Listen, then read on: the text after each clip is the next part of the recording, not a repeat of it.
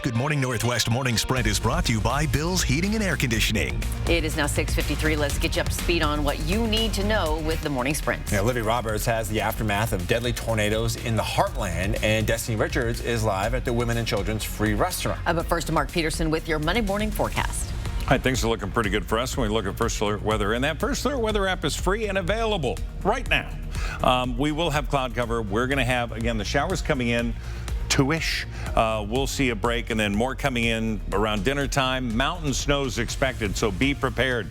Today's highs into the low 40s. We're going to get cooler for the rest of the week. We'll have that coming up. Snoqualmie Pass absolutely buried in snow over the weekend. This video comes from the Department of Transportation's Twitter page. It was taken Saturday from a snowplow.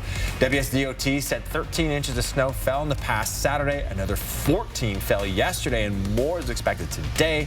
If you are headed up the pass today, traction tires are required. New this morning, an avalanche in the Silver Basin area of Crystal Mountain, southeast of Seattle, swept through a ski resort, killing one person and temporarily trapping 5 others. The avalanche was reported just before 11 o'clock Saturday morning. The man killed has not been identified, but authorities say the 60-year-old was pulled from the snow and did not survive despite CPR efforts from another skier. Everyone caught in the avalanche was an experienced skier, but there was a warning in place against skiing in that area. Happening now in the South and Midwest, rescue teams are picking through the rubble of shattered buildings and communities from a series of tornadoes that raged across 5 states. Kentucky was hardest hit, and brand new drone video from the National Weather Service shows the extent of the destruction. Kentucky's governor says at least 50 people were killed in the state. President Biden declared a major disaster in Kentucky, releasing federal funds and other resources to help recovery efforts. That includes 52 generators, 30,000 meals, almost 12,000 gallons of water, along with several cots, blankets, and medical equipment. In Mayfield, Kentucky, a candle company with 110 people inside was destroyed. 8 people died and 8 people are still missing. At least 14 people were killed in Illinois, Tennessee, Arkansas, and Missouri. Well, breaking news overnight from the committee investigating the January 6th riot at the U.S. Capitol. A 51-page document released by the committee last night is revealing some of the communications made by former White House Chief of Staff Mark Meadows. They include contact between Meadows and members of Congress about Trump's efforts to recruit state lawmakers and encourage them to help overturn the election results, a plan to which Meadows responded with, "I love it." The full House is expected to vote tomorrow on whether to hold Meadows in criminal contempt. Today, the Navy will decide if a sailor charged with setting his amphibious assault ship on fire should face a court-martial.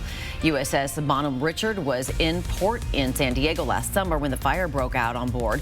Ryan Sawyer Mays was charged with aggravated arson and the willful hazarding of the vessel. He denies having any involvement with starting the fire.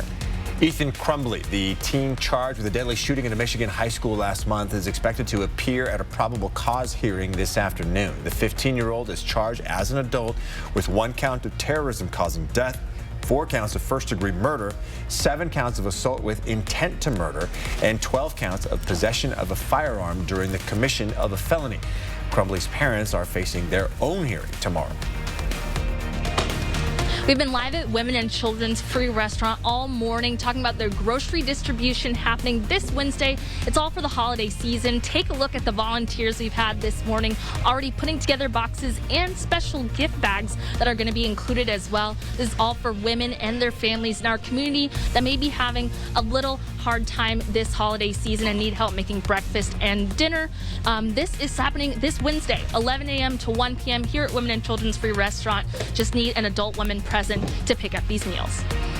Breaking news about the Omicron variant. UK Prime Minister Boris Johnson says 1 person in London has died with the variant of COVID-19.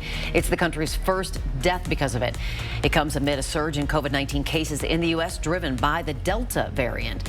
But the latest data shows Omicron is now identified in at least 29 states and Washington, D.C.